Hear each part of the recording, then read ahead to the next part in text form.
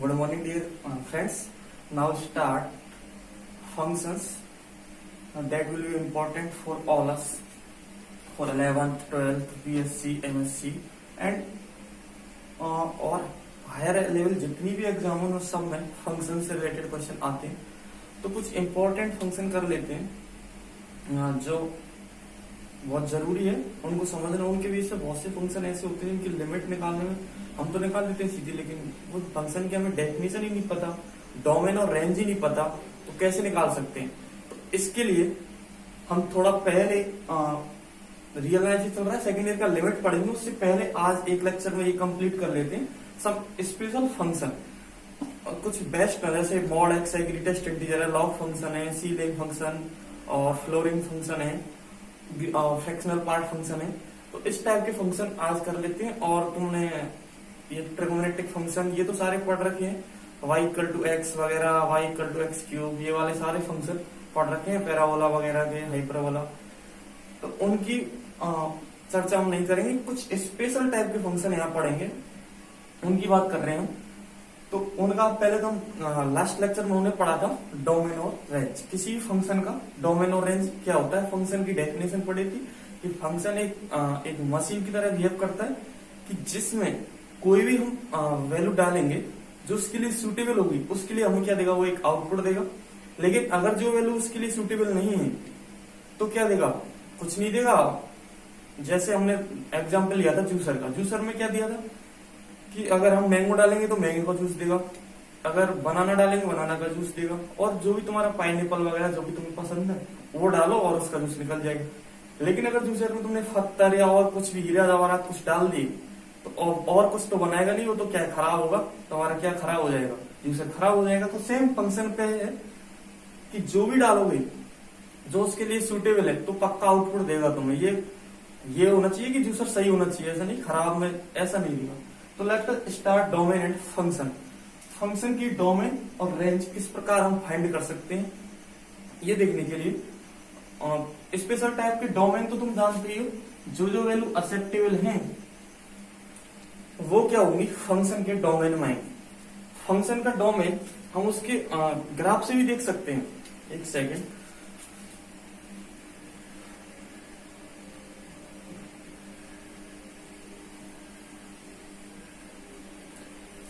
मैं बोल रहा हूं कि फंक्शन का डोमेन उसके ग्राफ से भी देख सकते हैं। जैसे मैं बोल रहा हूं f x equal to sine x,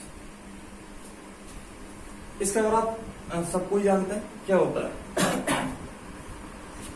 इस टाइप से होता है। ये रियल लाइन एक्स एक्सिस और ये वाई एक्सिस, दोनों ही रियल लाइन। जीरो की वैल्यू इसकी जीरो होती है, पाई बाई 2 पर इसकी वैल्यू मैक्सिमम 1 होती है। फिर पाई पर जाकर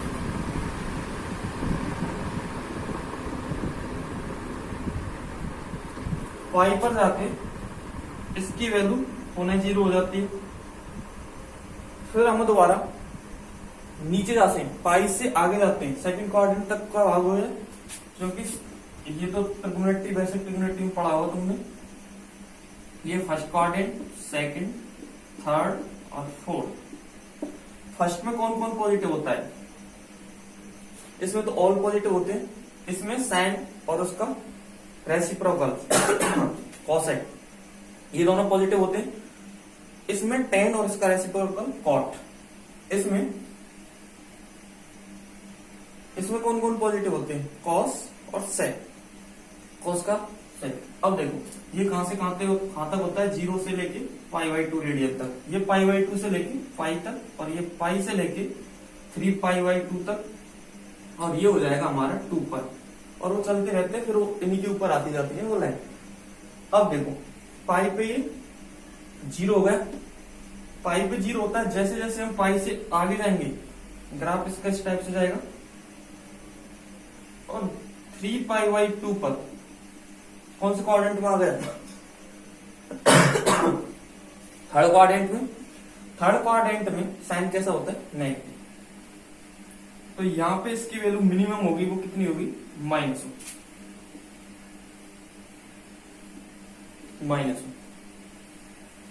फिर हम आगे बढ़ेंगे अगेन 3π/2 पे क्या हो गया, यहां से यहां तक -1 हो गया, लेकिन जैसे ही हम 2π पर पहुंचेंगे तो पुनः 0, 2π पर पुनः 0 हो जाता है। फिर और आगे जाएंगे 2π से जैसे आगे गया तो सेम, अब ये क्या हो गया, क्योंकि हमारा sin x है वो पीरियोडिक फंक्शन होता है, sin x है पीरियोडिक फंक्शन होता है। पीरियोडिक यानी कि जिसका आवर्तकाल एग्जिस्ट करे, जो रिपीट करने लग जाए कुछ टाइम बाद, कि उसकी मान लो इतना पार्ट है तो आगे जाओगे कि इतनी डिस्टेंस पे अगेन फिर वो सेम जैसी इमेज यहाँ पर है ऐसी इधर आएगी, तो आगे रिपीट करने लग जाए। अब ये वाला ग्राफ है, इसकी आप कॉपी रखते जाओ, यहां से ऐसे इसकी कॉपी रख से जाओ, ये पूरा sin x का ग्राफ आ जाएगा। इस टाइप से इसका ग्राफ बनता है, इस टाइप से -1 से कभी नीचे नहीं जाएगा, +1 से कभी ऊपर नहीं जाएगा। ये तो हो गया y इक्वल टू -1 और ये हो गया y इक्वल टू +1, और ये तुम्हारा x एक्सिस, x एक्सिस पर y की वैल्यू क्या होती है 0, तो इसको हम y भी मान सकते हैं। अब जरा ये देखो इसका ग्राफ, इधर भी जाएगा नेगेटिव साइड में, ज्यादा जाता है, देखा हो तुमने 11। तो जहां पर ये x एक्सिस है, डोमेन हम x की वैल्यू देते हैं, जो वैल्यू x की वैल्यू एक्सेप्टेबल है वो क्या होती है डोमेन में आती है। जरा यहाँ पर देखो x की कुछ भी वैल्यू दो तुम उधर से -∞, कुछ ना कुछ तो कुछ भी वैल्यू दो x की, इस लाइन से इस लाइन पर कहीं भी मैं वैल्यू दो तो उसके करस्पॉन्डिंग y की वैल्यू मुझे हमेशा मिलेगी। x की कुछ भी वैल्यू दो, उसके करस्पॉन्डिंग y की वैल्यू आउटपुट तुम्हें हमेशा मिलेगा। इसका मतलब है -∞ से लेके +∞ तक मैं कुछ भी वैल्यू दे सकता हूँ, इस फलन पर कोई इफेक्ट नहीं पड़ेगा, हमेशा एक डिफाइंड वैल्यू देगा। इसका मतलब इस फंक्शन का जो डोमेन है वो क्या है, पूरी हमारी रियल लाइन है, पूरी रियल लाइन पे -∞ से लेके +∞ तक, कल भी बताया था -∞ और +∞ कोई नंबर नहीं, ओनली नोटेशन है कि वो ज्यादा जाएगा, क्योंकि हम ∞ तक कभी पहुंच नहीं पाते। इसका मतलब ये भी लाइन कभी भी खत्म नहीं होगी, तुम जहां तक जाओ, कितना किलोमीटर, 1000 लाख करोड़, कभी भी खत्म नहीं होगी। इसका डोमेन पूरी real line, domain equal to real line, और रियल लाइन में जो वैल्यू होती है वो -∞ ओपन इंटरवल से +∞ तक, पूरा दोनों साइड ओपन, क्योंकि ये इंक्लूड नहीं होती रियल लाइन, ये नोटेशन। तो इसका मतलब इसका जो डोमेन है वो कहां से कहां तक हो गया, -∞ से लेकर +∞ तक। लेकिन अगर मैं बात करूं रेंज की, तो रेंज कहां पे आएगी, रेंज में क्या होता है कि जो y की वैल्यू हमें प्राप्त हो रही है वो रेंज में आएंगी। इसकी y की वैल्यू देखो जरा, हम y एक्सिस है, y एक्सिस पे देखो हमें -1 से और कम कोई वैल्यू, अगर x की वैल्यू में कुछ भी डालू, -1 से कम कभी भी प्राप्त नहीं होगा, क्योंकि इसी के बीच में मिनिमम वैल्यू कितनी हुई -1, क्योंकि इसी के बीच में -1 से लेके +1 के बीच में वैल्यू आएंगे, हमेशा कुछ भी दो इन दोनों के बीच में ही हमेशा वैल्यू आएंगी।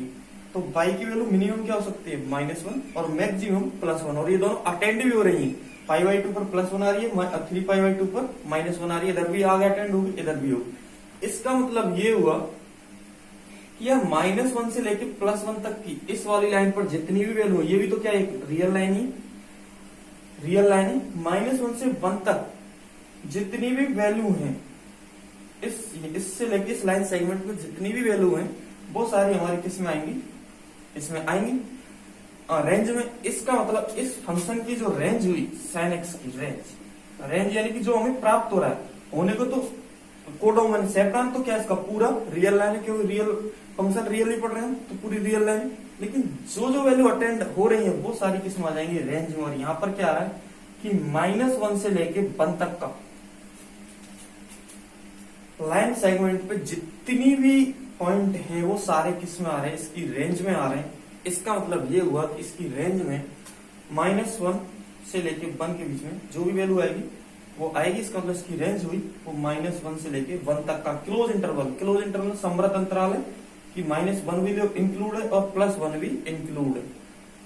तो इसका मतलब इसकी रेंज हुई वो -1 से 1 के बीच है। तो ग्राफ की हेल्प से भी हम ये डिसाइड कर सकते हैं किस फंक्शन की रेंज क्या होगी और किसका डोमेन क्या होगा। डोमेन तो इजीली फाइंड आउट कर सकते हैं, लेकिन रेंज के लिए देखो जरा एक सेकंड, रेंज निकालने के लिए एक और कॉन्सेप्ट है, उसको सोचो। रेंज का एक और कॉन्सेप्ट है, वो कैसे कर सकते हैं।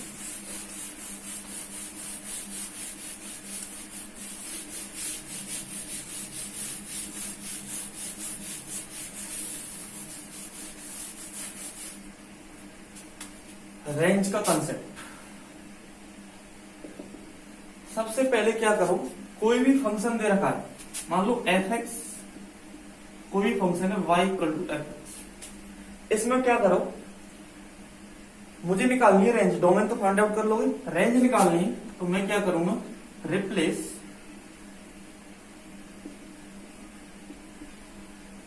x एंड y, आपस में x और y को रिप्लेस कर दो कि x की जगह तो y पुट कर दो, y की जगह x पुट कर दो। तो ये फंक्शन क्या बन जाएगा, अगर मैं x की जगह y पुट करूंगा और y की जगह x पुट करूंगा तो ये बन जाएगा x equal to function of y, ये बन जाएगा। अब क्या करो, इसको y के लिए सॉल्व करो। तो y के लिए सॉल्व करूंगा कि मान लो कोई फंक्शन बनेगा, मान लो उसको कोई भी फंक्शन बनेगा, फंक्शन ऑफ, उसको एफ डैश नाम दे दो, एफ डैश एक्स। दूसरा फंक्शन बनेगा क्योंकि y के लिए सॉल्व करेंगे तो कुछ इधर से, जैसे मान लो मेरे को दे रखा है कि y equal to sine x की रेंज फाइंड आउट करके बताओ। तो मैं क्या करूंगा, x और y को परस्पर रिप्लेस करूंगा एक दूसरे को, तो क्या हो जाएगा ये x equal to sine y। अब मैंने क्या बोला कि y के लिए सॉल्व करो, solve for pi. Second step में ये करो, y के लिए सॉल्व करो इसको। तो मैं अगर इसको y के लिए सॉल्व करूंगा तो ये क्या जाएगा, y equal to sine inverse x। ये हो गया। लेकिन अब क्या करो, इसको एक नया नाम दे दो इस फंक्शन को gx, दैट इज यानी कि gx इक्वल टू हमारा हो गया sign inverse x, sign inverse x हो गया। अब तुम इस वाले फंक्शन का क्या फाइंड आउट कर लो, इसको एक नया नाम दे देंगे, नया function gx, y equal to gx। इस वाले फंक्शन का डोमेन यानी कि प्रांत फाइंड आउट करो, और जो इस फंक्शन का प्रांत आएगा, इस फंक्शन का जो प्रांत होगा, इस फंक्शन का जो प्रांत होगा, इसका जो प्रांत होगा, वही तुम्हारा इस वाले फंक्शन की रेंज होगा। इस वाले फंक्शन की रेंज होगी जो इस फंक्शन का प्रांत होगा। जैसे gx इक्वल टू आ गया, अब मुझे इसको मैंने नया नाम दे दिया gx equal to sine inverse x. इसका डोमेन फाइंड आउट करो। साइन इनवर्स, तो साइन इनवर्स फंक्शन है वो क्या होता है, साइन का प्रतिलोम फलन, इनवर्स फलन होता है। x की क्या क्या वैल्यू पॉसिबल है, x की वैल्यू -1 से 1 के बीच में कुछ भी दे सकते हैं इस वाले फंक्शन को, साइन इनवर्स x को। ये तो तुमने पढ़ा हुआ 11th 12th में, और हालांकि 10th में भी है, तो वहां पर पढ़ा होगा, शायद इनवर्स 10th में नहीं है, 11th और 12th में। तो वहां पर इस वाले फंक्शन का जो डोमेन है वो -1 से लेके 1 तक के बीच में है। तो इसका मतलब जो इस फंक्शन की रेंज है, इस फंक्शन की रेंज है y equal to sine x की, इसकी जो रेंज होगी वो रेंज होगी क्लोज इंटरवल -1 से लेके 1 तक। तो ऐसे करो, स्टेप ध्यान रखो, फंक्शन दे रखा है उसको मान लो कि y equal to f x, इस टाइप से दे भी रखा होगा तुमको, f x equal to sine x दे रखा होगा, वो ऐसे बोल देगा कि साइन एक्स फलन साइन एक्स की रेंज यानी कि परिसर फाइंड आउट करो। तो क्या करेंगे तुम, इसको मान लो कि ये फलन है y equal to sine x, y equal to sine x मान लिया। प्रोसेस क्या करना है, x को रिप्लेस करना है y से, x को रिप्लेस किया y से।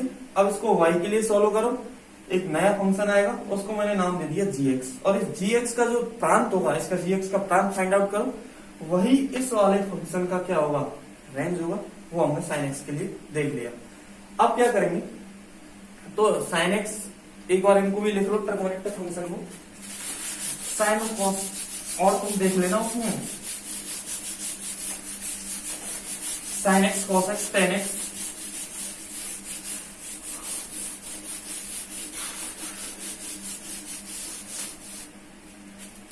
ऐसा करो, ट्रिगोनोमेट्रिक फंक्शन का तुम देख लेना, नेट से देख लेना कहीं से, मैं थोड़ा स्पेशल फंक्शन का करा देता हूँ।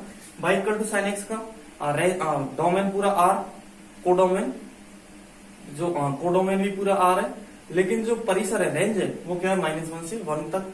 ऐसी cos x का सेम है, इसका भी, और tan x का आर माइनस, और जहां पे पाई बाई टू 3π/2 बन रहा है ना, उनको हटा दो आर में से, क्योंकि उस पर क्या चल जाता है वो प्लस इन्फिनिटी की ओर, क्योंकि 10π/2 की वैल्यू प्लस इन्फिनिटी, मतलब वो एक्स क्यूब की तरह बिहेव करता है। एक्स क्यूब फंक्शन होता है ना, इक्वल टू एक्स क्यूब, देख लेना वो। हम तो अपने उस पर आते हैं सम इम्पोर्टेंट, उनको तो देख लेना वो। tan x sin x cos x और जो इनके प्रतिलोम फलन है, सॉरी इनवर्स, हाँ जो इनके उल्टे फलन है tan x का उल्टा cot x, उनका तुम देख लेना। हम बात कर रहे हैं सब स्पेशल फंक्शन में, पहला हम बात कर रहे हैं। अच्छा उससे पहले एक बात और कर लो कि यार मैं ग्राफ से कोई फंक्शन 1, 1 और 2 कैसे देख सकता हूं। ग्राफ से ग्राफ तुम निकाल सकते हो, फर्स्ट ईयर में तुम्हें पढ़ा है, कर्व ट्रेसिंग अच्छे से पढ़ा है, y और x में होता है। और ये तो इसमें तो क्या होता है, y की कांस्टेंट होता है, x का कोफिशिएंट भी कांस्टेंट होता है, तो कोई सिंपल अनंत स्पर्शी तो आएंगे नहीं। x की आ सकती है, x की उच्चतम घात का कोफिशिएंट निकालते हैं, y की उच्चतम घात का। तो जैसे क्यों कर्व ट्रेसिंग किया ना तुमने, कहाँ पे किया था, एलिप्स में भी किया होगा, हाइपरबोला में भी, और उधर first year differential calculation curve tracing अच्छे से, तो हम कर्व किसी वक्र का फाइंड आउट कर सकते हैं। तो ऐसा करो, 1, 1 और 2 देखने के लिए एक सिंपल टेस्ट। पहला तो ये देख लो फंक्शन ग्राफ से कैसे कोई भी कर्व दे रखा है वो फंक्शन है या नहीं। उसके लिए क्या करूंगा मैं, एक टेस्ट है मेरे पास, vertical line test, vertical line test, ऊर्ध्वाधर रेखा का टेस्ट है। तो कोई भी कर्व है उसका अगर तुम्हें वक्र पता है, जैसे भी है, मान लो ऐसे टाइप से, इसके डोमेन में, जहां भी डोमेन है, डोमेन जहां से लेके जहां तक है, उसमें मैं कहीं भी एक वर्टिकल लाइन खींचू, वर्टिकल लाइन ड्रा करूं, जैसे मान लो इसका पूरा डोमेन यहां से लेके उधर पता नहीं कहां तक जा रहा है, तो मैं कहीं भी एक वर्टिकल लाइन खींचू, अगर वो उस डोमेन में मैं खींचू तो उस कर्व को के एक और केवल एक ही बिंदु पर काटे, उस डोमेन, कोई भी वर्टिकल लाइन खींचू मैं कहीं भी, उस डोमेन में वो वर्टिकल लाइन है, उस कर्व को केवल और केवल एक ही पॉइंट पर काटे। जैसे यहां पर कट कर रहा है, मैं कोई भी लाइन खींचूंगा एक ही बार कट करेगा, कहीं भी डबल नहीं कर रहा है, कहीं भी देख लो, एक ही बार कट करे मैक्सिमम, उस कर्व को, ना कि एक्स एक्सिस को, उस कर्व को, उस फलन के कर्व को, वक्र को मैक्सिमम एक बार कट करे, तो हम बोल देंगे कि ये जो ग्राफ है ना वो किसी ना किसी फंक्शन का है। क्योंकि फंक्शन की डेफिनेशन देखो, डेफिनेशन क्या है कि डोमेन के प्रत्येक बिंदु की कोडोमेन में एक और केवल एक ही इमेज होनी चाहिए, एक होनी चाहिए और केवल एक ही होनी चाहिए। तो इसका मतलब क्या हुआ कि डोमेन का मैं कोई भी पॉइंट दूंगा तो उसके करस्पॉन्डिंग मुझे एक ना एक वैल्यू मिलेगी, यहाँ पे एक ही मिलेगी, केवल एक। इसके करस्पॉन्डिंग ये है, इसके करस्पॉन्डिंग ये है, एक ही मिल रही है, इसका मतलब ये फंक्शन है। जैसे मैं बोल देता हूं तुम्हें कि यार y² = 4ax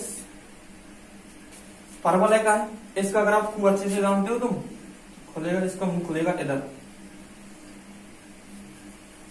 ठीक है, इस टाइप से होता है। नेगेटिव डाल नहीं सकता क्योंकि नेगेटिव पर अंडर रूट लूंगा तो कॉम्प्लेक्स नंबर आएगा, आयोटा आएगा, तो वो रियल लाइन पे, इस वाले में प्लेन में रिप्रेजेंट नहीं होगा रियल लाइन पे। तो जरा आप देखो इसका जो डोमेन है कहां का है, प्लस इंफिनिटी से लेके माइनस, सॉरी हाँ 0 से लेके इंफिनिटी तक होगा। इसमें मैं कोई भी वर्टिकल लाइन खींचूंगा, कोई भी, वो देखो कितने पॉइंटों पर कट कर रही है, एक तो यहां कट कर दिया इसको, और एक यहां पर कर दिया, यहां पर कर दिया, मतलब कोई भी लाइन खींचूंगा तो वो दो बिंदुओं पर कट करेगी इस ग्राफ को, एक ऊपर और सेम उसके जस्ट नीचे, उसके प्रतिबिंब जैसे 2 पे तो नीचे -2 पे कट करेगी दिख रहा है। इसका मतलब ये वाला जो ग्राफ है ना, ये वाला जो ग्राफ है जिस फंक्शन का, ये किसका फंक्शन, कौन से वाले फलन नहीं, सॉरी किस कर्व का है, किस वक्र का है, इस वक्र का है। तो वक्र का समीकरण है ये, इसका ये कर्व है, सॉरी इस ये वाला जो है ये दे रखा है, ये एक्सप्रेशन, इसका ये कर्व है, और कितने पॉइंटों पर कट कर रहा है? 2 पॉइंटों पर। इसका मतलब डोमेन का मैं 1 वैल्यू पुट करूंगा तो क्या आएगा? 2 अंडर रूट ए और -2 अंडर रूट ए, क्योंकि अंडर रूट लूंगा तो प्लस माइनस 2 अंडर रूट ए एक्स आएगा, और एक्स की वैल्यू 1 पुट करूंगा तो उसकी रूट आ जाएगा 1। इसका मतलब एक की करस्पॉन्डिंग मुझे कितनी वैल्यू मिल रही है? 2 वैल्यू मिल रही है। इसका मतलब ये हुआ कि ये जिसका भी कर्व है, जिसका भी वक्र है, ये जिस भी एक्सप्रेशन का, वो फलन तो नहीं है। इसका मतलब ये तुम्हारा फलन नहीं है। अगर मैं x square equal to 4ay की बात करूं, इसका ये भी परवला है, इसका तुम ग्राफ आसानी से बना सकते हो। ऊपर की तरफ खुलेगा इस टाइप से, इंफिनिटी तक जाता है। y की वैल्यू कुछ भी दो, नेगेटिव दोगे, क्योंकि मैं क्या करूंगा अब y के लिए सोल्व करूंगा ना इसको, y equal to x square upon 4a। X की कुछ भी वैल्यू दो, ऊपर मैक्सिमम क्या होगा? 0 होगा। इंफिनिटी तो हम रख सकते नहीं, तो x की वैल्यू कुछ भी रखो, -50 तक कोई इफेक्ट नहीं पड़ेगा।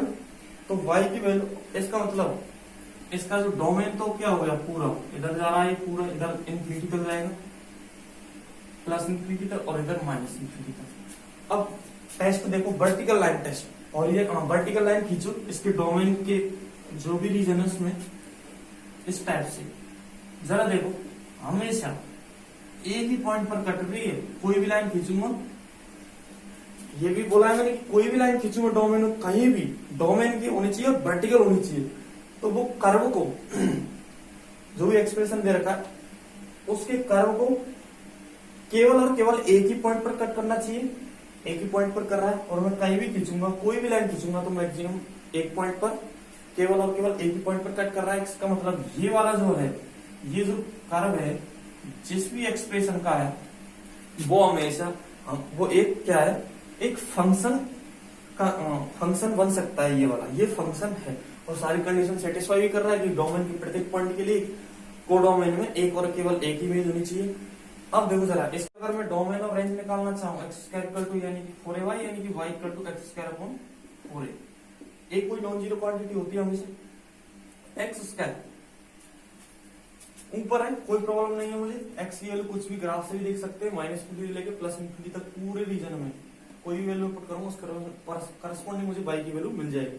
इसका मतलब इसका जो डोमेन हो गया, डोमेन तो पूरा R हो गया, और कोडोमेन, सॉरी कोडोमेन भी R ही होता है। कोडोमेन R से R में फंक्शन चल रहा है। और जो रेंज है, रेंज क्या होगी इस फंक्शन की? यहां से देख लो ग्राफ से, मिनिमम वैल्यू क्या आएगी? 0, क्योंकि एक्स स्क्वायर है, इस पर डिपेंड कर रहा है ना, ये तो पूरा कांस्टेंट हो गया नीचे। एक्स स्क्वायर की हमेशा ग्रेटर देन इक्वल टू 0 होता है, 0 पर 0 देता है और सब पर पॉजिटिव, तो 0 आएगा, इंक्लूड होगा, और प्लस इंफिनिटी तक कहीं भी जा सकता है। इधर कोई भी वैल्यू मिल जाएगी हमें, तो 0 से लेकर इंफिनिटी। इस तरह से हम ये देख सकते हैं कोई एक्सप्रेशन एक फलन बनेगा या नहीं बनेगा। ये तो रहा वर्टिकल लाइन टेस्ट। एक टेस्ट और है जो हमें फंक्शन को 1/1 टेस्ट करने के लिए बहुत काम आएगा, उसको बोलते हैं हम, उसको अभी देखो जरा।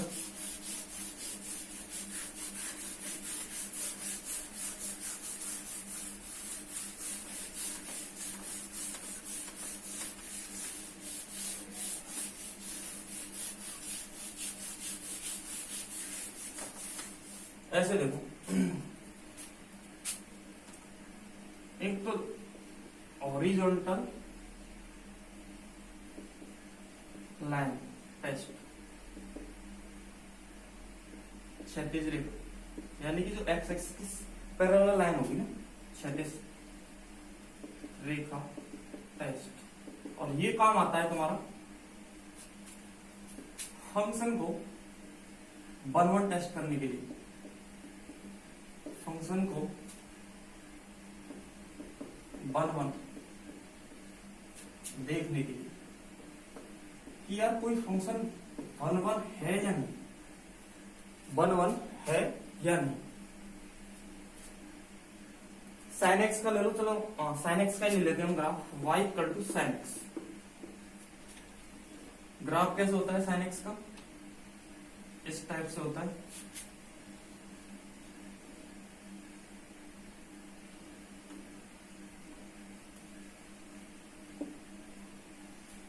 ठीक है, अब जरा देखो इसकी रेंज कहां से कहां पर है, -1 से लेके इधर -1 वाली लाइन होगी y इक्वल टू -1 और इधर होगी y इक्वल टू +1। मैं क्या बोल रहा हूं कि मुझे अगर फंक्शन को 1 चेक करना है, 1 चेक करना है, तो यार मैं ऐसा करता हूं कि इसकी जो रेंज में जो इसकी रेंज है उस रेंज में मैं एक्स एक्सिस के पैरेलल, एक्स एक्सिस के पैरेलल कोई भी लाइन खींचू, रेंज में कोई भी लाइन खींचू एक्स एक्सिस के पैरेलल, तो वो उस कर्व को, जो भी ग्राफ है, ये क्षैतिज रेखा खींच दी मैंने, अगर एक से ज्यादा पॉइंट पर कट कर रही है ओरिएंटल लाइन, उसकी रेंज में, रेंज से ऊपर नहीं, वो अलग टेस्ट है ऑन टू देखने के लिए, उसकी रेंज में खींचो और वो क्या कर रही है, अगर केवल और केवल एक ही पॉइंट पर कट कर रही है, हाँ, केवल और केवल एक ही पॉइंट पर कट कर रही है, रेंज की बात कर रहा हूं, रेंज में केवल और केवल एक ही पॉइंट पर कट करे, तो हम बोल देंगे कि वो फंक्शन 1 है। 1 का मतलब क्या होता है, एक ही मतलब एक की इमेज एक ही आनी चाहिए, और अगर डोमेन में मैं कोई वैल्यू दूं उसके करस्पॉन्डिंग कोडोमेन की एक ही वैल्यू अटेंड होनी चाहिए। जैसे साइन एक्स है, अगर मैं साइन एक्स की वैल्यू 0 पुट करूंगा तब भी मुझे क्या मिलेगा, 0। एक्स की वैल्यू पाई पुट करूंगा तब भी वैल्यू मुझे क्या मिलेगी, एक्स की वैल्यू मैंने क्या पुट की, 0 पुट करी, तो ये मशीन साइन एक्स क्या बना देगी, इसको 0 आएगा। मैंने पुट किया पाई, तो ये भी कहां जाएगा, यही जाएगा 0 पर। 2 पाई पुट किया, ये भी 0 पर। इसका मतलब एक से ज्यादा के 0 पे भी वैल्यू 0 दे रहा है, पाई पे भी वैल्यू 0 दे रहा है, 2 पाई पर भी वैल्यू 0 दे रहा है। इसका मतलब ये हुआ कि यार ये 1 तो नहीं हो सकता, कि 1 का मतलब ये है कि एक से ही क्या होना चाहिए, रिलेटेड होना चाहिए। 1 2 3 4 5 6, यार एक की वैल्यू एक ही आनी चाहिए, एक की वैल्यू एक ही आनी चाहिए। लेकिन यहाँ तो क्या हो रहा है, 3 4 0 2 पाई पाई 3 पाई कुछ भी रखूंगा, पाई का मल्टीपल वो हमेशा क्या बना देगा, इसको पाई का इंटीग्रल मल्टीपल पुट करूंगा तो वो हमेशा 0। और इससे भी देख सकते हैं कि देखो यहाँ पर भी 0 दे रहा है, यहाँ पर भी यही वैल्यू दे रहा है, यहाँ पर भी क्या दे रहा है, 0, यहाँ पर भी 0, यहाँ पर भी 0, यहाँ पर भी 0। और देखो ये वाली भी तो एक एक्स एक्सिस भी हॉरिजॉन्टल लाइन है, ये भी इसको क्या कर रही है, एक से ज्यादा बार कट कर रही है, एक से ज्यादा बार कट कर रही है। एक ऐसे भी देख सकते हैं कि एक्स एक्सिस को ले लो, ओनली हॉरिजॉन्टल लाइन, इसकी वजह कि यार ऐसा देखो कि अगर वो ग्राफ को, उससे क्या होगा, लेकिन अगर ग्राफ इस टाइप से हुआ कि नीचे नीचे गया, एक्सिस को एक बार भी कट नहीं किया, लेकिन 1 तब भी नहीं रहेगा, ध्यान रखना। ये नहीं, यही सही है कि उसकी रेंज में मैं कोई भी लाइन खींचू, वो मैक्सिमम एक बार ही कट करना चाहिए ग्राफ को, तो बोल देंगे हम 1 होगा। और अगर एक से ज्यादा बार जैसे ही कट किया, एक बार तो कट करना ही चाहिए क्योंकि रेंज में बात कर रहे हैं, तो एक से जैसे ही ज्यादा कट किया तो हम बोल देंगे 1 तो नहीं हो सकता ये फंक्शन, यानी कि 1 तो नहीं। अगर 1 नहीं है तो ये सिंपल टेस्ट है, y equal to sin x cos x का ग्राफ भी ऐसे बनता है, वो भी 1 नहीं है। तो अगर मैं tan x का ग्राफ लेता हूं, tan x, अच्छा एक उससे पहले ये देख लो, x square equal to 4ay, क्या ये 1 है, x square equal to 4ay,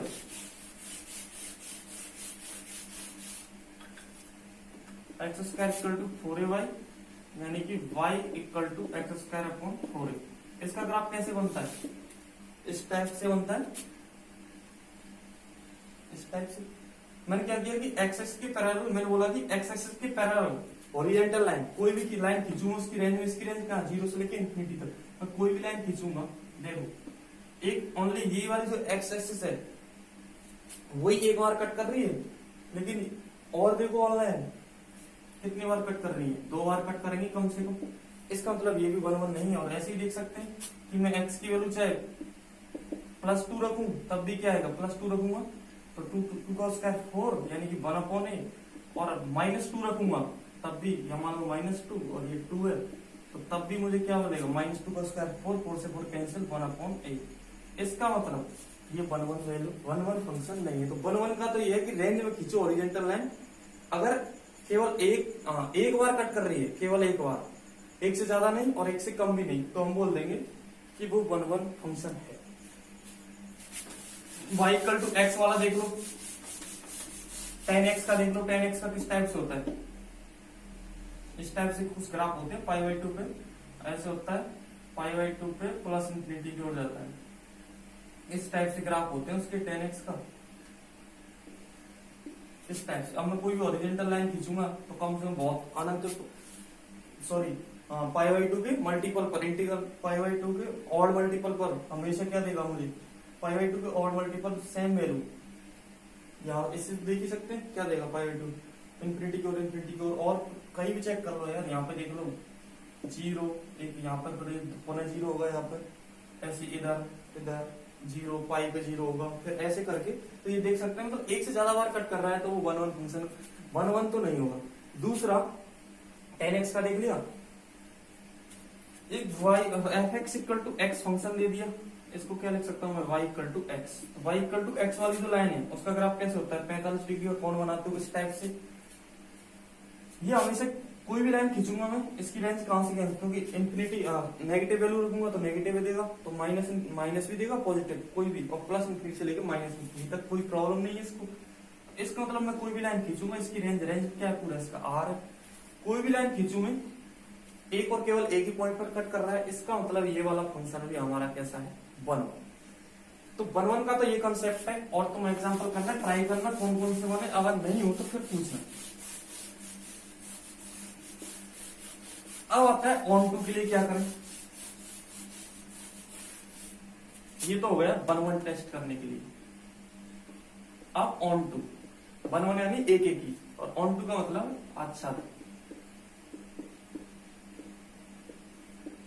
on to के लिए क्या करेंगे, फंक्शन को 1 1 देखने के लिए तो क्या किया मैंने, उसकी रेंज में जहां जहां उसका ग्राफ बन रहा है उस रेंज में देखा था कि उस रेंज में ओरिजेंटल लाइन खींचू मैं, अगर वो कट केवल और केवल एक पॉइंट पर कट कर रही है तो वो 1 1 हो जाएगा।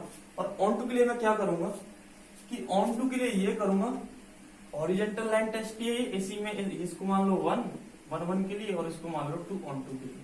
इसके लिए मैं क्या करूंगा कि यार मैं x एक्सिस के पैरेलल, क्योंकि फंक्शन क्या है R टू R चल रहा है हमारे जहां, मतलब इसका डोमेन R और कोडोमेन भी R, वो तुम पर डिपेंड करेगा कि डोमेन और कोडोमेन क्या लेंगे। कोडोमेन चेंज होगा तो कोडोमेन चेंज कर देंगे। तो मैं तो ये बोल रहा हूं कि जो भी कोडोमेन है, इसका जो सह प्रांत क्या है, प्रांत और सह प्रांत है, हाँ सह प्रांत पूरा क्या है, R से R चल रहा है तो R ही है, तो R क्या है, सह प्रांत इस पर देखते हैं, y एक्सिस पर +∞ से लेकर -∞ तक।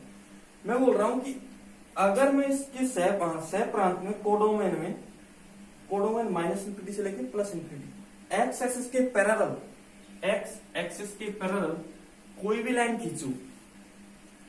लाइन खींचू तो वो उसके कर्व को कम से कम एक बार कट करना चाहिए। जो लाइन है जहां भी कोडोमेन पूरा आ आएगा, परिसर की बात कर ली हमने, परिसर नहीं, मैं पूरे कोडोमेन की बात कर रहा हूं, एक्सेस के पैरेलल ओरिजेंटल लाइन खींचो, वो ओरिजेंटल लाइन कम से कम एक बार तो उसको कट करना चाहिए, उसका जो ग्राफ है कम से कम एक बार, मैं ये नहीं बोल रहा हूं केवल और केवल एक बार, कम से कम एक बार कट करना चाहिए।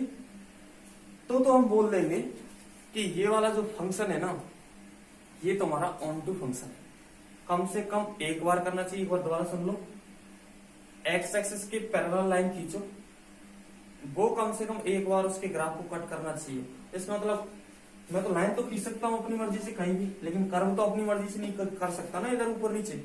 वो तो जैसे y square x square 4ay का, तो वो क्या आएगा, इधर ही आएगा, यहां से यहां तक। कोडोमेन तो पूरा आर, क्योंकि रियल नंबर की बात चल रही, कोडोमेन भी पूरा आ रही है, लेकिन इधर तो नहीं, ये तो नहीं बना सकता, लेकिन ओरिजेंटल लाइन तो अपनी मर्जी से खींच रहा हूँ। तो मैं कहीं भी लाइन बना सकता हूँ, लेकिन मैं बोल रहा हूँ कि जो भी हॉरिजॉन्टल लाइन खींचू मैं, वो कम से कम उसके ग्राफ को एक बार कट करना चाहिए, तब तो हम बोल देंगे कि ऑन टू है। अगर ऐसा नहीं हो रहा है तो हम बोल देंगे कि ऑन टू ग्राफ नहीं है। लेकिन ध्यान रखना, कोडोमेन तुम्हारा चेंज हो सकता है, कोडोमेन डिपेंड करेगा वो क्या दे रहा है। अभी रियल एनालिसिस में चल रहे हैं तो आर ही देगा, ज्यादातर में आर ही चलता है। तो इस टाइप से उसका ग्राफ बनाओ और देखो कि मैं इस वाली वाई एक्सिस के परपेंडिकुलर बात कर लो या एक्स एक्सिस के पैरेलल, कोई भी लाइन खींचूंगा तो वो उस ग्राफ को कम से कम एक बार कट करना चाहिए। अब देखो जरा, वाई एक्सिस का पूरे वाई है ये, इधर में ग्राफ इसका ऊपर ही रहेगा, इसको तो मैं नीचे नहीं ला सकता, ये तो फिक्स है। लेकिन लाइन तो मुझे पूरे कोडोमेन में खींचनी है, कोई भी लाइन छूटनी नहीं चाहिए। एक भी अगर ऐसा मिल गया तो हम बोल देंगे कि ऑन टू नहीं है। अब जरा देखो, इधर खींच रहा हूँ, इधर तो कट कर रहा है, कोई बात नहीं, कम से कम एक की बात कही है मैंने, एक से ज्यादा कर सकती है।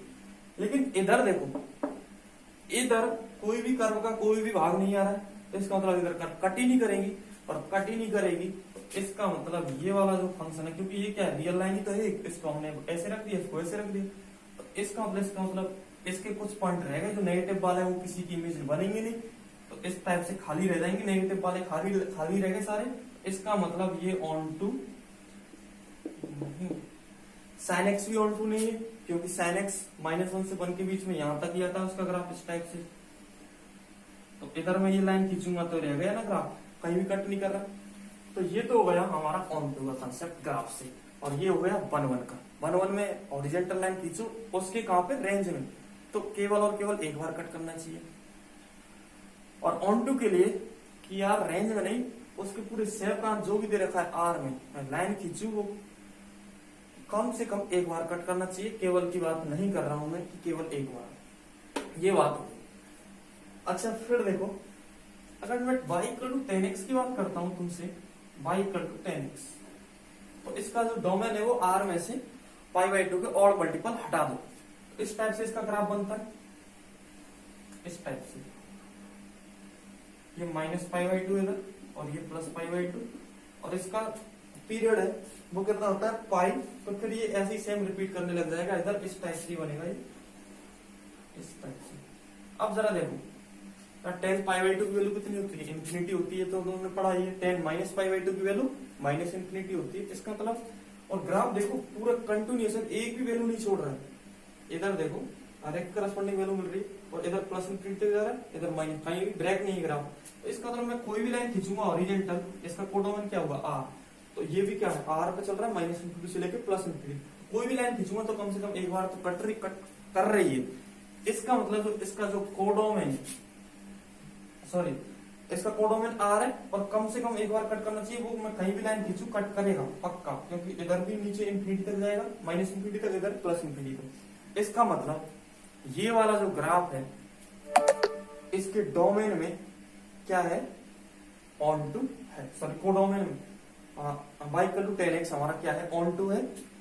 ऐसे हम देख सकते, किसी का भी ग्राफ बना के आप देख सकते हो, y=x है, ये वाली लाइन है, तो इसको हमेशा कट करेगी लाइन x की परल, तो ये भी ऑन टू। अगर मैं 1-1 ऑन टू की बात करूं, 1-1 और ऑन टू यानी एक ही होना चाहिए अच्छा तक, यानी इधर कोई एलिमेंट खाली नहीं रहना चाहिए और एक की इमेज एक ही होना चाहिए। तो उसके लिए क्या करूंगा, इन दोनों को मिक्स कर दूंगा। उसमें क्या था, इसमें तो ये था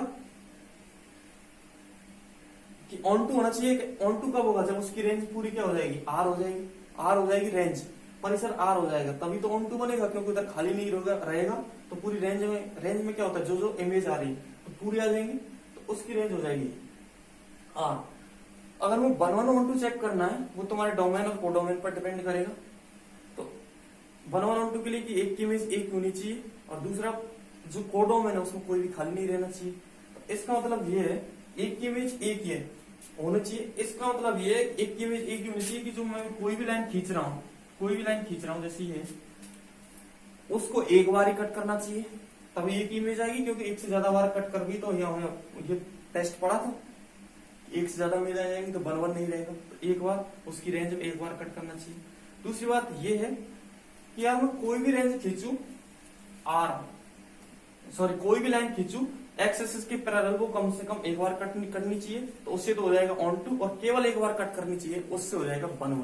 तो इसका मतलब ये है कि मैं एक्स एक्सिस के पैरेलल कोई भी लाइन खींचू -इन्फिनिटी से लेके +इन्फिनिटी तक, वो उसके कर्व को केवल एक बार कट करनी चाहिए, यानी करनी चाहिए और केवल एक बार कट करनी चाहिए, तो वो बोल देंगे कि हम ये वाला फंक्शन है वो 1 भी है और ऑन टू है।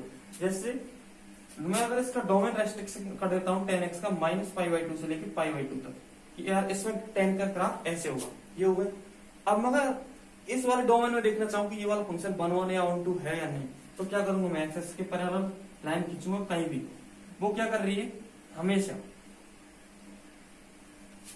एक कट कर रही है -∞ से लेकर +∞ तक, और केवल कितनी बार कट कर रही है, हमेशा एक बार कट कर रही है। कोई भी लाइन देख लो, इसका मतलब -π/2 से लेकर +π/2 में y = 10x है, वो हमारा 1 फंक्शन है। तो ऐसे सारे तुम चेक कर लेना कि कौन सा फंक्शन 1 है, कौन सा फंक्शन 1 ऑन टू नहीं है। ये हमारे टेस्ट हुए 1 ऑन टू के सिंपल टेस्ट है। अगर तुम्हें ग्राफ आता है तो आप देख सकते हो कौन सा फंक्शन 1 है, ऑन टू है, या 1 ऑन टू दोनों है, या कोई नहीं है, ये सब आप चेक कर सकते हो। तो ये तो हुआ हमारा 1 ऑन टू का कंसेप्ट। अब देखो जरा आओ,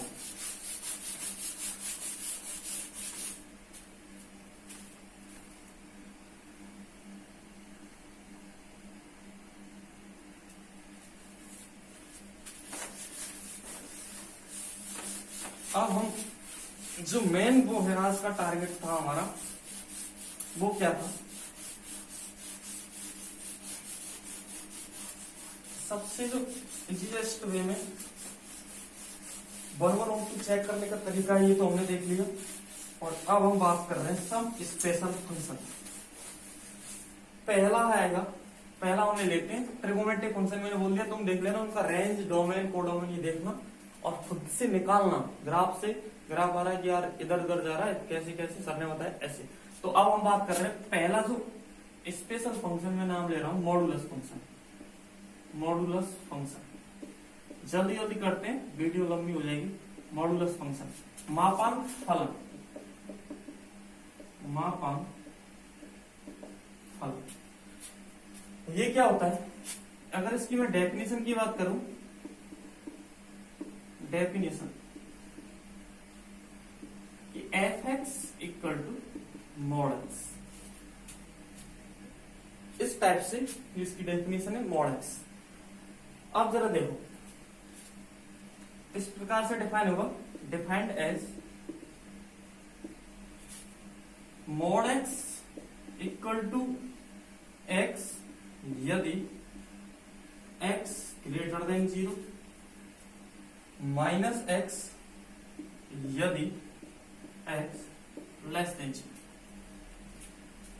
अब रहा क्या रहेगा हमारा 0। अब 0 चाहे यहां ले लो चाहे यहां ले लो, कहीं भी ले सकते हैं, हम तो यहां ले लेते, चलो चाहे यहां ले लो, क्योंकि 0 का माइनस लगाएंगे तब भी वैल्यू 0 देगा। तो ये तो है उसकी डेफिनेशन। अब जरा ऐसे देखो, रियल लाइन है, ये हमारी रियल लाइन आई -∞ से लेकर +∞ तक, और मान लो ये बीच में 0 वास्तविक रेखा है, इसका हर एक पॉइंट एक नंबर को डिनोट करता है। अब जरा देखो, मान लो x की वैल्यू 2 है, x की वैल्यू 2 है। अगर x की वैल्यू मैं यहाँ पर 2 पुट करूंगा तो यहां से क्या आएगा कि mod 2 डेफिनेशन लगाओ कि अगर x तुम्हारा पॉजिटिव या 0 है, 0 के लिए कोई सा केस ले लो, कोई दिक्कत नहीं। अगर x का मान तुम्हारा पॉजिटिव है तो यार जो तुम्हारा जो अंदर है ना, इसके अंदर जो भी वैल्यू है वही रख दो, 2 हो जाएगा। और अगर मैंने मान लो इधर -2 है, तो यहाँ पर देखो -2 = x क्या है तुम्हारा नेगेटिव है, तो क्या करेंगे, अगर x < 0 है तो क्या करेंगे, उसके आगे माइनस लगाना है, ये हो जाएगा माइनस ऑफ -2 यानी +2, ये वैल्यू होगी। अब ऐसे देखो जरा कि 0 से इसकी दूरी कितनी है, वास्तविक रेखा पर दूरी नाप सकते हैं कितनी है कि यार 0 1 2 यानी कि 2 डिस्टेंस पे है ये वाला। अगर मैं इसकी बात करूं तो ये कहां पर -2। अगर मैं डिस्टेंस की बात करूंगा तो डिस्टेंस हमेशा पॉजिटिव होती है, डिस्टेंस हमेशा पॉजिटिव होती है। इसका मतलब यार कि यहाँ पे -1, इसका मतलब यहाँ पे -1 यहाँ से और -2, ये 2 डिस्टेंस पे है। और ये यहां से देखो जरा, डिस्टेंस हमेशा पॉजिटिव होती है।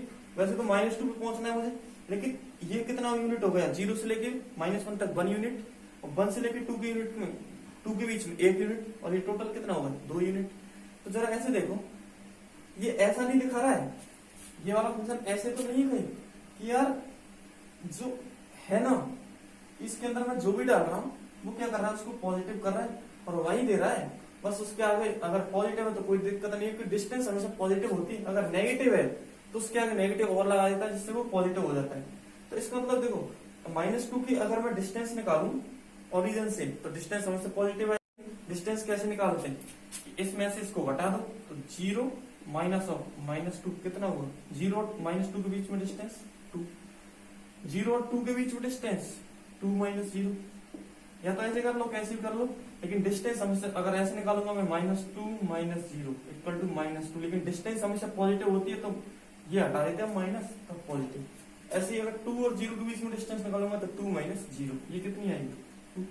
इसका मतलब ये ऐसे दिखा रहा है जैसे x की हम डिस्टेंस निकाल रहे हैं केवल ओरिजिनल से, और सॉरी ओरिजिन से x की कितनी डिस्टेंस पर है, वही तो ये दिखा रहा है कि यार -2 भी 2 डिस्टेंस पर है और 2 भी 2 डिस्टेंस पर है।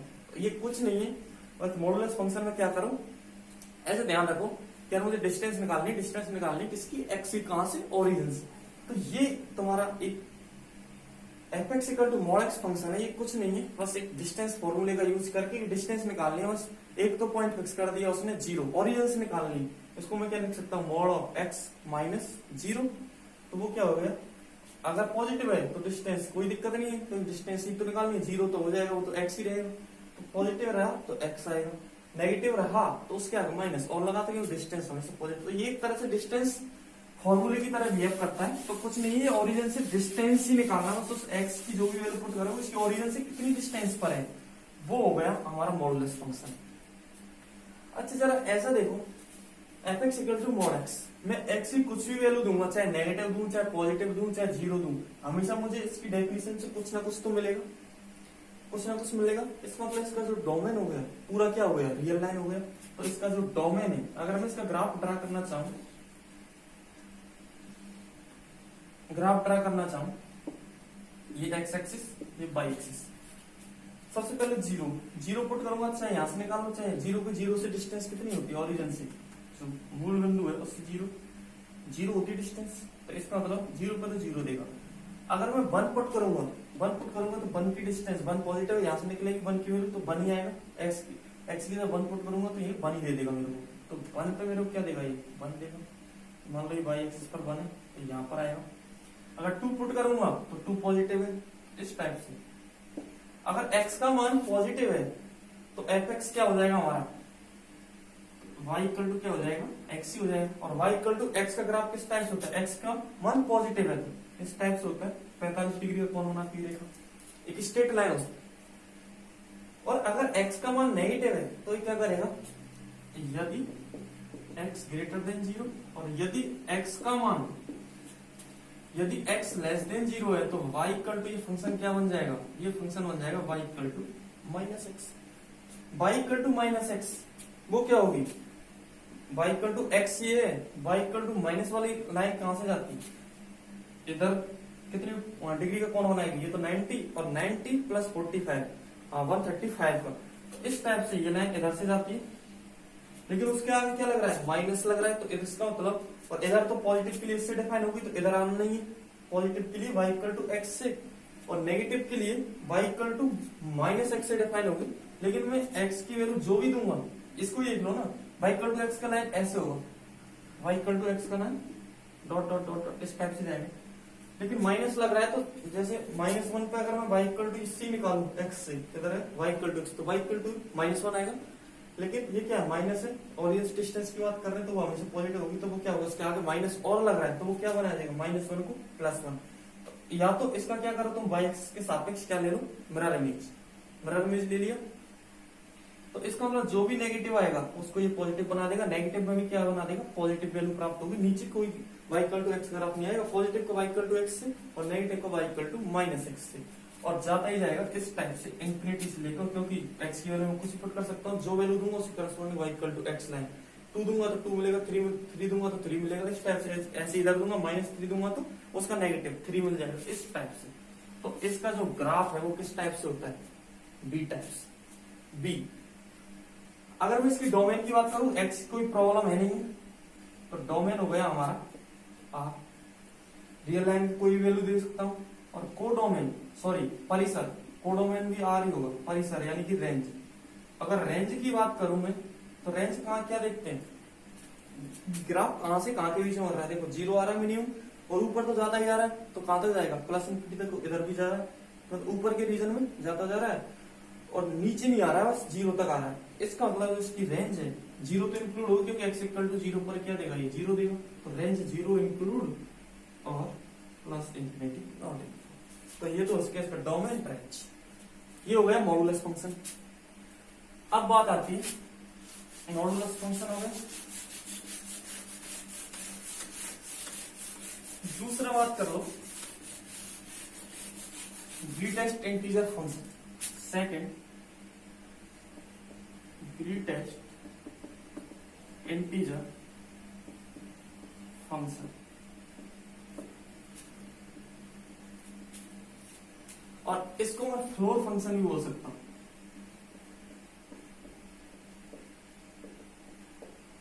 ग्रेटेस्ट इंटीजर फंक्शन पढ़ा होगा थोड़ा बहुत, तो ग्रेटेस्ट महत्तम पूर्णांक फलन या फिर फ्लोर, यानी कि ये तो क्या होती है सीलिंग, और ये फ्लोर नीचे होती है, ठीक। जो इसको डिनोट करते हैं वो इस टाइप से कि f x equal to greatest integer, ये ग्रेटेस्ट इंटीजर का सिंबल है, या फिर फ्लोर फंक्शन, इसी को मैं ये लिख सकता हूं, इस टाइप से भी डिनोट कर सकता हूं, f x equal to greatest integer. इसको मैं इस टाइप से ही बोल सकता हूं, ग्रेटेस्ट इंटीजर, ग्रेटेस्ट यानी होता है बड़ा महत्तम, ग्रेटेस्ट इंटीजर लेस देन और equal to x, greatest integer less than और इक्वल टू एक्स।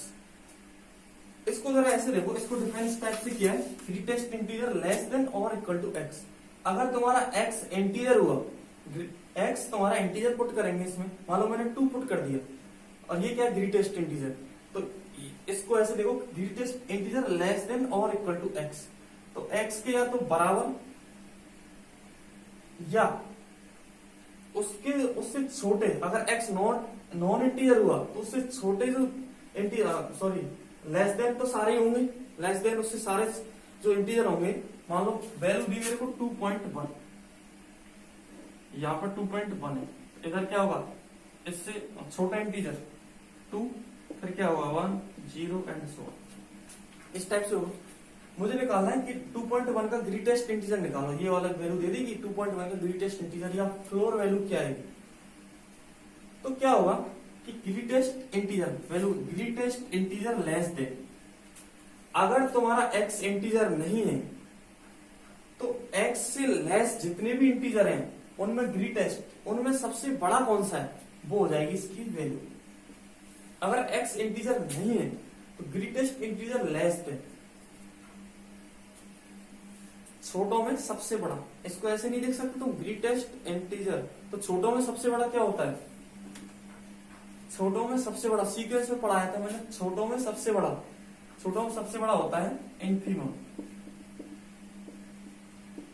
इन्फीमम की तरह नाम ग्रेटेस्ट है लेकिन इन्फीमम पढ़ा था, क्या बोलते हैं इन्फीमम और सुप्रीमम, इन्फीमम है निम्न। और दूसरा, अगर तुम्हारा एक्स इंटीजर है तो बात ये वाली लग जाएगी इक्वल टू एक्स।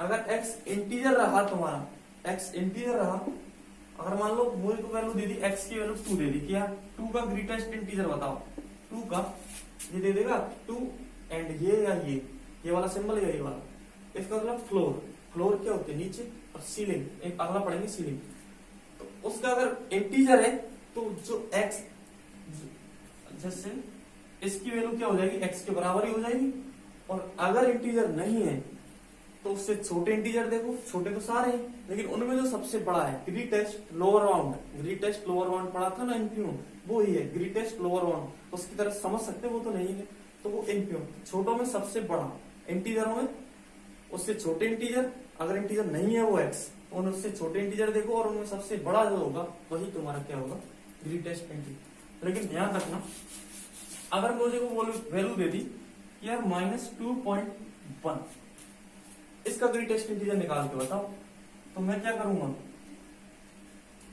ये दोनों सिंबल एक, ये दोनों फलन एक ही है, -0 यहाँ पे -1, यहाँ पर -2 और ये कहीं आसपास होगा -2.1, क्योंकि 2.1 2 से तो ज्यादा है, लेकिन नेगेटिव लगा देंगे।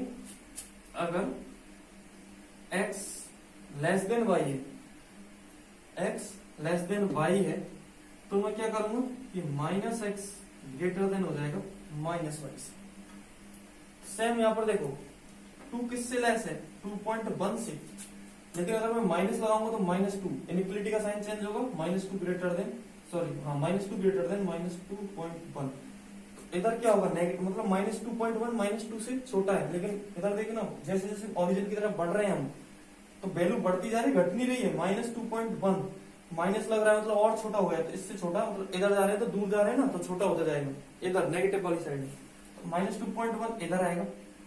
अब देखो -2.1 इंटीजर नहीं है, इसका मतलब ये वाला, तो ये वाली तो नहीं लगेगी इक्वल वाली, तो अब मुझे क्या करना है, ये वाली लगेगी ग्रेटेस्ट इंटीजर लेस देन, -2.1 से छोटा लेस कौन सा इंटीजर आएगा, -3, उससे छोटा -4 एंड सो ऑन, यानी अब इनमें सबसे बड़ा कौन सा होगा, -3 -4 और इधर इनमें सबसे बड़ा कौन सा है, -3, इसकी वैल्यू क्या होगी बंधु, -3, ये ध्यान रखना जरा। लेकिन अगर मैं यहां पर दे देता 2.1, अगर मैं 2.1 देता तो 2.1 0 1 2 और 2.1, अगर 2.1 देता यहां पर, तो 2.1 इंटीजर तो है नहीं, 2.1 कहीं आएगा, 2 के यहां से 3 मान लो,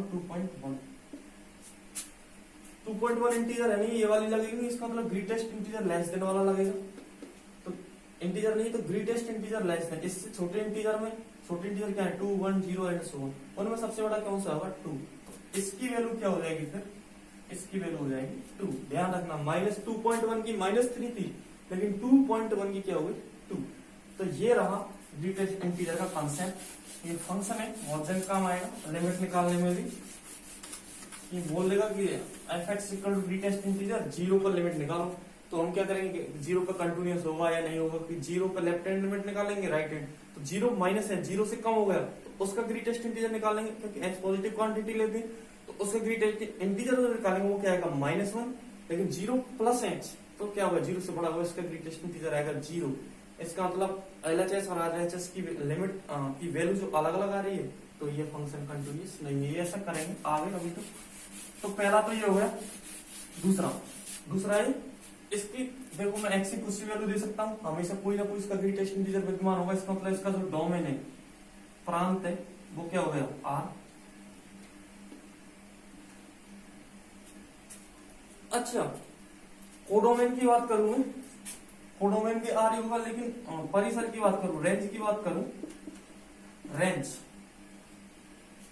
अगर रेंज की बात करूंगा तो आना क्या चाहिए, इंटीजर चाहिए मुझे हमेशा ग्रेटेस्ट इंटीजर, माइनस में इंटीजर आ सकते हैं, जैसे -2.1 की वैल्यू क्या आई थी 3 आई थी, तो अगर मैं -1.1 लूंगा तो उसकी ग्रेटेस्ट इंटीजर -2 आएगा, -0.1 लूंगा तो उसका ग्रेटेस्ट इंटीजर -1 आएगा, तो इस टाइप से ऐसी +1.1 का ग्रेटेस्ट इंटीजर 1, और अरे यार कम से कम हम इंटीजर तो रख ही सकते हैं इसमें, तो उनका सबका इंटीजर क्या आएगा, इंटीजर वही वैल्यू आएगी, क्योंकि अगर इंटीजर हुआ तो हमें x ही लेना है, तो x की वैल्यू +-1 +-2 पुट करूंगा तो वही वैल्यू देंगे हमको, इसका मतलब और ग्रेटेस्ट और इंटीजर ही आएंगे हमेशा, कभी फ्रैक्शनल पार्ट आएगा नहीं, क्योंकि मतलब ही क्या है इसका ग्रेटेस्ट इंटीजर, तो सारे आ जाएंगे, तो इसका जो परिसर है, तो परिसर हो जाएगा तुम्हारा पूरा जेड में क्या आते हैं 0 +-1 +-2 +-3 एंड सो इस टाइप। इंटीजर तो जानते हो ना, पूर्णांक, ये वाला परिसर है, इसका डोमेन रेंज। अब तीसरा, उसको नाम दे देते हैं ग्रेटेस्ट, या तो उसको लोएस्ट इंटीजर फंक्शन दे दो, ऐसा कर लो। थर्ड, लोवेस्ट निम्नतम पूर्णांक फलन, और या फिर उसको दे दो, उसको ना ऐसा करो, इसको तो हटाओ, तो ग्रेटेस्ट इंटीजर का कॉन्सेप्ट हो गया। अब दूसरा फंक्शन, ग्रेटेस्ट फंक्शन क्या बोलते हैं, ceiling, sorry floor function. Floor नीचे होता है तो इसलिए नीचे सिंबल बन रहा था ना, ये वाला फ्लोर नीचे। अब बात आएगी सीलिंग फंक्शन।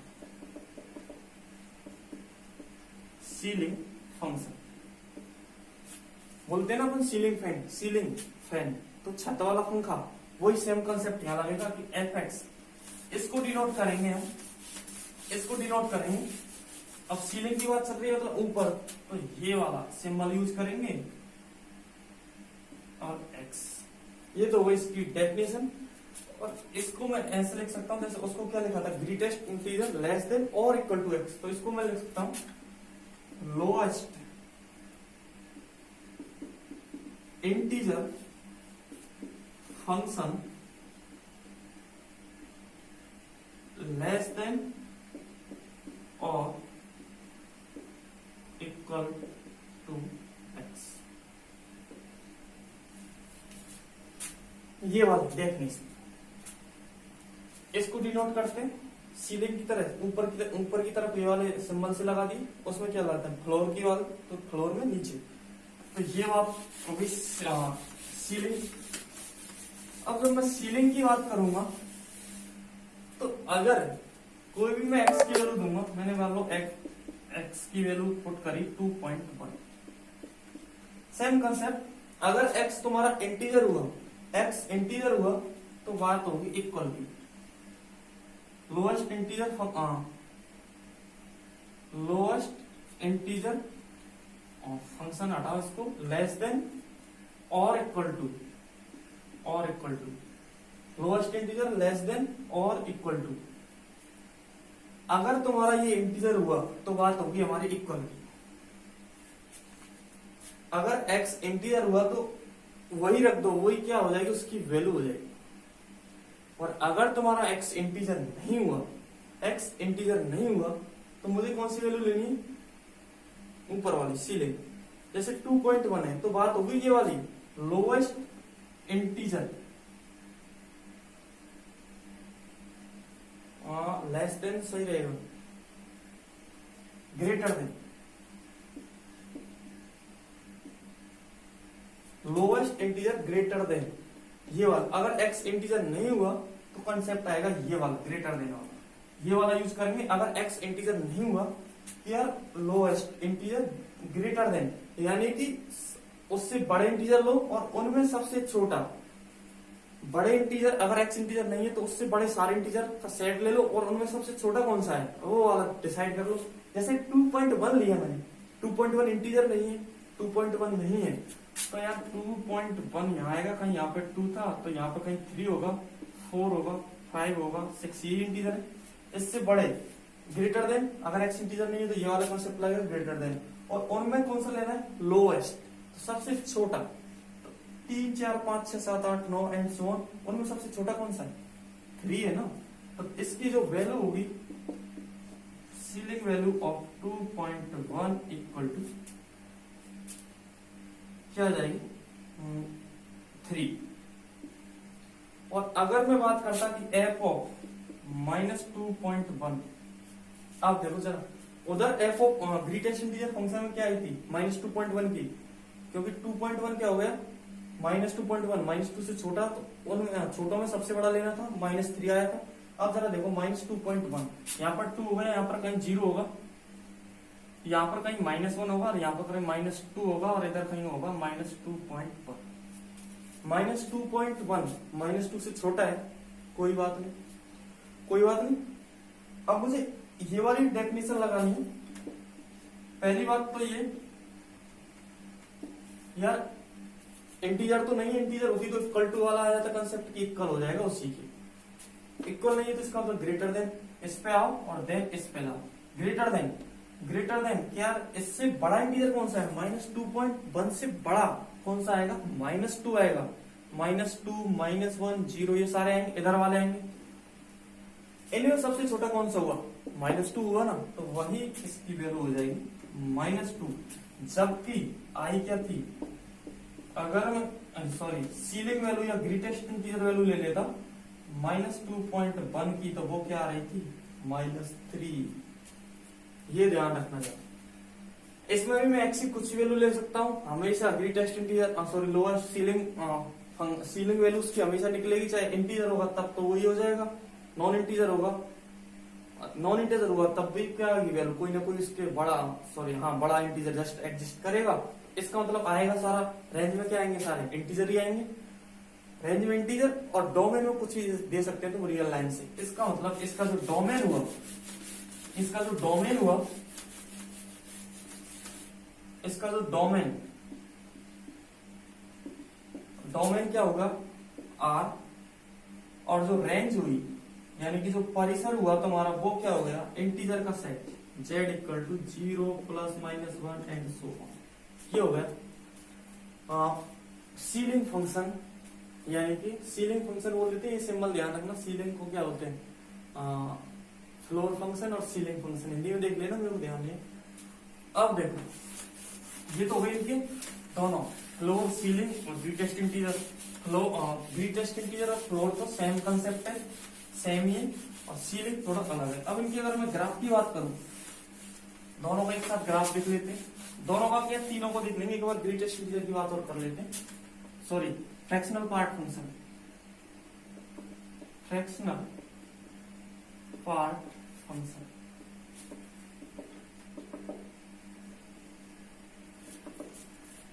फ्रैक्शनल यानी कि इसको डिनोट करते हैं fx इक्वल टू, यार x है ना, x तुम्हारा, इसको डिनोट कैसे करते हैं, कर्ली ब्रैकेट लगा के x के साथ, और इसको मैं लग सकता हूँ x में जो फ्रैक्शनल पार्ट क्या है, इंटीजर पार्ट को हटा के जो फ्रैक्शनल पार्ट क्या है वो डिसाइड करेगा ये वाला, ठीक है।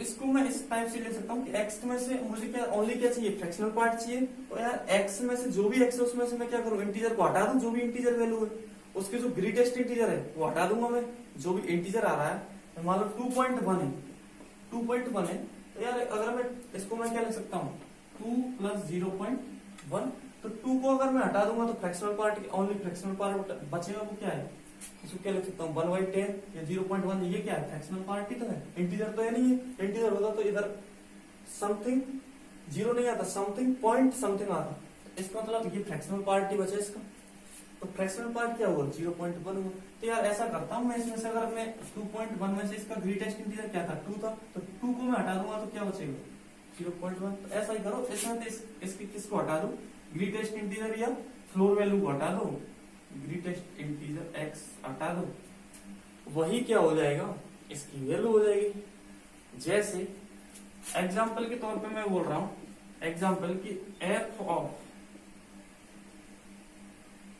2.5 निकाल के बताओ, या 2.5 का फ्रैक्शनल पार्ट निकाल के बताओ, तो मैं क्या करूंगा, डेफिनेशन लगाऊंगा कि यार इस टाइप से लिखो इसको, और 2.5 में से क्या कर दो, इसका ग्रेटेस्ट इंटीजर घटा दो, ये वाला हम पढ़ के ही आए कि 2.5 का ग्रेटेस्ट इंटीजर या फ्लोर वैल्यू क्या होगी, यानी कि अगर इंटीजर होता तो वही हो जाती, और इंटीजर नहीं है तो उससे जस्ट छोटा इंटीजर कौन सा है 2.5, 2 और 3 के बीच में, तो उससे जस्ट छोटा कौन सा हो गया 2 हो गया।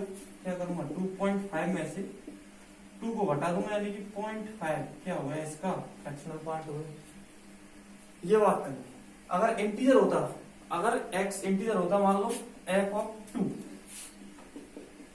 2 की बात कर रहा है, तो f ऑफ 2 क्या करूंगा, फ्रैक्शनल पार्ट ऑफ 2, तो क्या करूंगा मैं 2 में से क्या घटाना है मेरे को, उसका ग्रेटेस्ट इंटीजर, लेकिन 2 तो क्या है होल इंटीजर है, तो उसका डेफिनेशन में क्या है, इक्वल वाला कंसेप्ट लगेगा कि जो है x है वही क्या हो जाएगा तुम्हारा, उसका ग्रेटेस्ट इंटीजर, तो 2 - 2 = 0।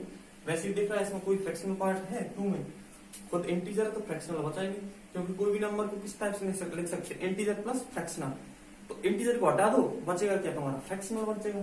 जैसे मेरे को दे दिया 5.37, क्या करेंगे, इसका ग्रेटेस्ट इंटीजर 5 है, 5 को हटा दो, बचेगा क्या 0.37, तो उसका उसमें से हटा दो। लेकिन जरा ये देखो, फ्रैक्शनल पार्ट कभी भी वन वन या वन से ज्यादा हो सकता है क्या फ्रैक्शनल पार्ट? जीरो तो हो सकता है क्योंकि इसमें क्या है फ्रैक्शनल पार्ट जीरो है। वन आ सकता है क्या कभी? क्योंकि जैसे ही वन या वन से ज्यादा आएगा, मान लो मैं बोल लेता हूँ कि यार इसका ग्रेटेस्ट इंटीजर 1.25 है एक्स का, fractional part sorry fractional part 1.5 है, सपोर्ट करोगे इसको? नहीं करेंगे, क्योंकि हमें दिख रहा है ऑब्वियसली, क्योंकि फ्रैक्शनल पार्ट होगा वो क्या होगा, पॉइंट के हमेशा बाद ही आएगा, उसके आगे हमेशा क्या होनी चाहिए, जीरो होनी चाहिए। इसका मतलब ये तो फिर अगेन क्या हो गया, इंटीजर हो गया, तो इसको मैं क्या लिख सकता हूँ 1 + 0.25। इसका मतलब फ्रैक्शनल पार्ट हमेशा जीरो हो सकता है फ्रैक्शनल पार्ट, और वन के बीच में हो, कभी वन नहीं हो सकता फ्रैक्शनल पार्ट ऑफ किसी एक्स का, वन भी नहीं लिख सकता क्योंकि वन तो क्या है स्वयं इंटीजर है। तो अगर मैं किसी एक्स का फ्रैक्शनल पार्ट ये लिखूंगा, इसका मतलब क्या हुआ, x minus greatest of integer x equal to 1, ये होगा ना यार, उसमें से उसका ग्रेटेस्ट इंटीजर है ना वन बच रहा है, ये तो पॉसिबल नहीं है। ग्रेटेस्ट इंटीजर वन, कंट्राडिक्शन आ जाएगा ना, ये तो कंट्राडिक्शन आ जाएगा कि यार तुमने इंटीजर हटा दिया उसका सबसे बड़ा इंटीजर, तो बचना ही फ्रैक्शनल चाहिए, इंटीजर तो बचना ही चाहिए, अब तुम कह रहे हो वन बच रहा है, तो ऐसा पॉसिबल नहीं है। वन या वन से ज्यादा कभी भी उसकी वैल्यू नहीं आएगी, हमेशा जीरो से वन के बीच में आएगी फ्रैक्शनल पार्ट फंक्शन की। तो इसके डोमेन और रेंज की बात करूं मैं, अगर इसके डोमेन और रेंज की बात करूं, क्या था, f x equal to fractional part of x equal to x minus greatest integer of x, curly bracket से डिनोट करते हैं। अब जरा देखो यार, मैं रियल लाइन पे कुछ भी वैल्यू पुट कर सकता हूँ, कोई प्रॉब्लम आएगी? नहीं आएगी, क्योंकि फ्रैक्शनल पार्ट होगा मैक्सिमम, या तो इंटीजर होंगे, इंटीजर हुआ तो उसका फ्रैक्शनल पार्ट क्या हो जाएगा, जीरो हो जाएगा, और जो मान लो जीरो से वन के बीच में है उनमें फ्रैक्शनल पार्ट वही आ जाएगा, क्योंकि 0.something, क्योंकि 1 पॉइंट समथिंग हुआ तो इधर 1.00 हुआ तो यहाँ पहुंच जाएंगे, तो 1 पॉइंट समथिंग पर आएगा, तो उसका फ्रैक्शनल पार्ट 1 घटा देंगे, 1 से 2 के बीच में क्या घटा देंगे, 1 घटा देंगे, 2 से 3 के बीच में उसमें से जो भी, अगर x की वैल्यू 2 से 3 के बीच में तो 2 घटा दो, 3 से 4 के बीच में तो 3 घटा दो, इस टाइप ऐसे ही नेगेटिव वाले में अगर मान लो -1.1 होता, मुझे इसका फ्रैक्शनल पार्ट निकालना है, तो क्या करता यार, ये तो अगर खुद क्या होता, इंटीजर होता, अगर -1, 2, 3 कोई होता तो फ्रैक्शनल पार्ट तो जीरो आता। अगर इंटीजर नहीं है तो क्या करेंगे, उसका जो ग्रेटेस्ट इंटीजर है -1.1 का ग्रेटेस्ट इंटीजर क्या होगा, इससे फ्रैक्शनल है, इससे जस्ट छोटे वाला इंटीजर कौन सा है, -2 है, तो -2 घटा दो इसमें से, तो -1.1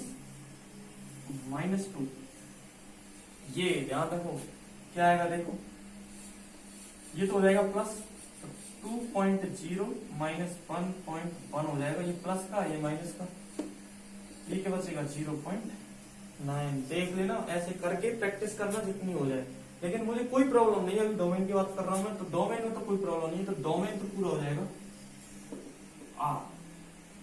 और रेंज की अगर मैं बात करूं कि रेंज क्या होगा, मैं बोल रहा हूं फ्रैक्शनल पार्ट यार या तो जीरो हो सकता है, और मैक्सिमम क्या हो सकता है 0.999 समथिंग हो सकता है, लेकिन कभी भी वन नहीं बनेगा, क्योंकि वन तो खुद क्या है, इंटीजर है, तो ऐसा तो हो नहीं सकता किसी में से हम निकाले यार इसका फ्रैक्शनल पार्ट वन है, नहीं, फ्रैक्शनल इंटीजर हो गया ना, फ्रैक्शनल तो बचा ही नहीं, क्योंकि किसी भी नंबर को हम या तो फ्रैक्शनल प्लस इंटीजर के फॉर्म में लिख सकते हैं, और तुमने वन हटा दिया तो वन तो इंटीजर है, तो ऐसा पॉसिबल नहीं है। तो इसका मतलब इसकी जो रेंज है, यानी कि इसकी फ्रैक्शनल पार्ट की जो रेंज है, जो वैल्यू देगा वो हमेशा किसके बीच में देगा, 0 और 1 के बीच में देगा, 1 भी कभी नहीं देगा, तो इसकी जो रेंज आएगी वो क्या आएगी, 0 पे क्लोज, 0 दे सकता है तो इंटीजर हुआ तो 0 आ जाएगा, और 1 कभी नहीं देगा, इस टाइप से। ये इसकी हो गई रेंज।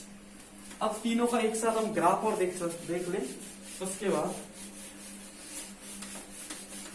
फिर आगे बढ़ेंगे।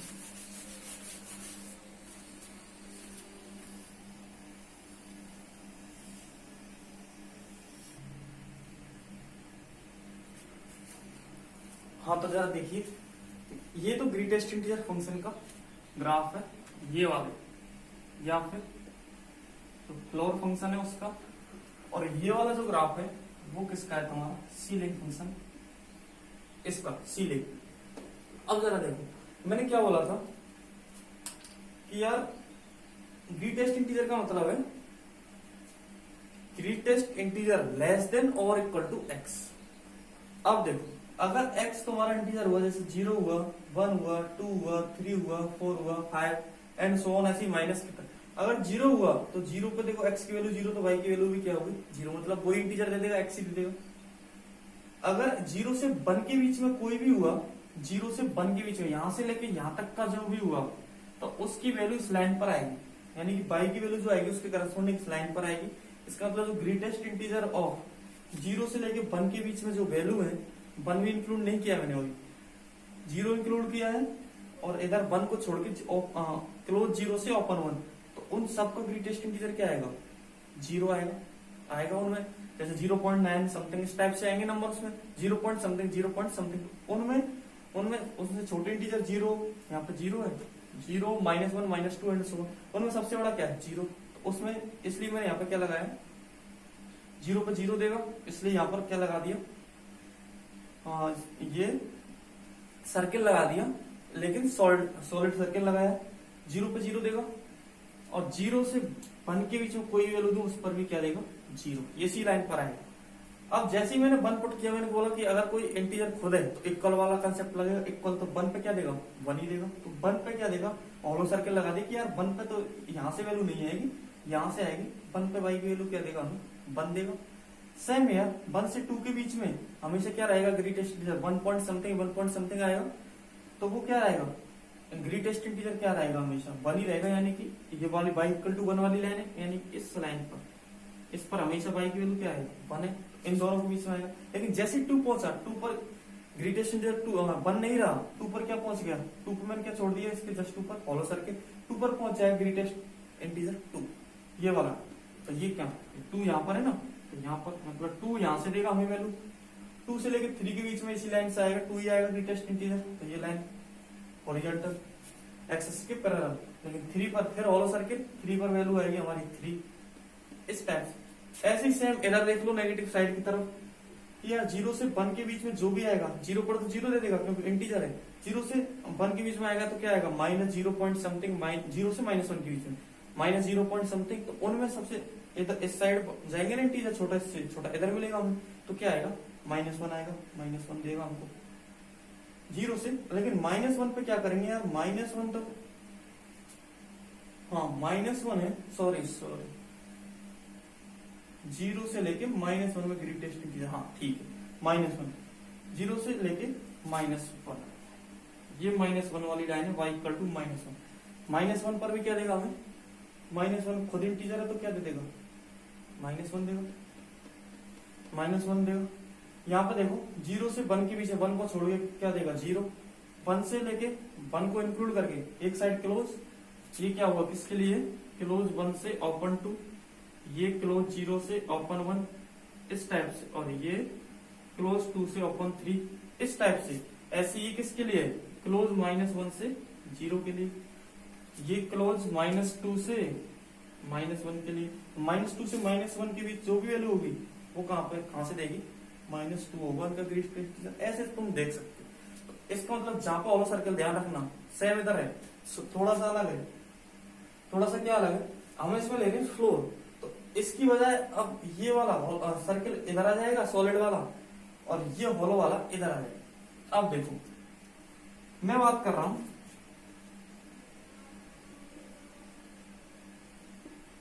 ये वाला 0 से लेके 1 के इंटरवल की बात कर रहा हूं। अगर x की वैल्यू 0 हुई तो वो ये, अगर इंटीजर है तो वो 0 ही दे देगा, जो x तुम डाल रहे हो वही मिल जाएगा। अगर लेकिन x इंटीजर नहीं है इस वाले फंक्शन में, अगर x इंटीजर नहीं है तुम्हारा, x इंटीजर नहीं है तो उससे जस्ट बड़ा वाला 0 से 1 के बीच में कोई भी वैल्यू आएगी तो उससे जस्ट बड़ा वाला इंटीजर कौन सा है 1 ही है ना 0, तो वैल्यू क्या देगी हमें यहाँ से लेके यहाँ तक हमेशा 1 ही वैल्यू आनी चाहिए, कहीं भी तुम y की वैल्यू हमें 1 प्राप्त, इस वाली लाइन पर आएगा।